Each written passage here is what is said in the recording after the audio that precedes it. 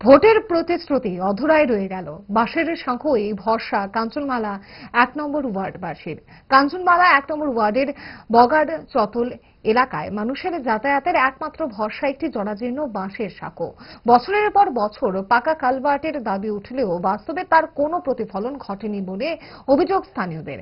এলাকাবাসীর দাবি, নির্বাচন এলেই বিভিন্ন রাজনৈতিক দলের প্রতিনিধিরা উন্নয়নের প্রতিশ্রুতি নিয়ে হাজির হন, কিন্তু ভোট পর্ব শেষ হতেই প্রতিশ্রুতিগুলো হারিয়ে যায়। ফলে আজও ঝুঁকি নিয়ে শিশু, বৃদ্ধ ও কর্মজীবী মানুষদের এই বাঁশের সাঁকো পার হয়ে যাতায়াত করতে হচ্ছে।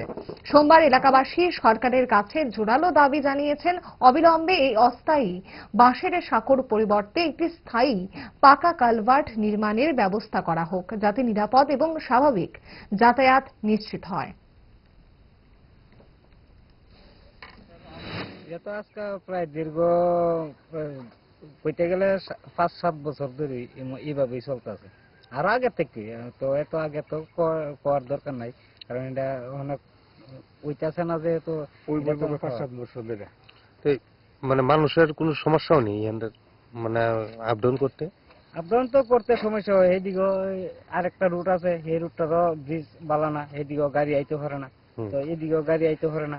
তো আমরা যখন কোনো অসুখ টুসুখ তখন তো আমরা রুগী টুগি লইয়া যাইতে ভীষণ অসুবিধাও, একটু সেদিকে ঘুরা যাওয়ান লাগে, বা এদিকে কোনো গাড়ি যাওয়ার কোনো রাস্তা নাই। এটা তো আমরা বিরাটই অসুবিধা।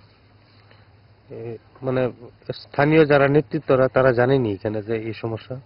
তারা সবাই জানে, কিন্তু জানলে কি তৈব, তারা যখন এটা বৃষ্টির দিন আইব, যখন এটা বৃষ্টি জলে লইয়া যাইব গা, তখন আবার তারা বাঁশের বানাই দিয়া যায় আর কি।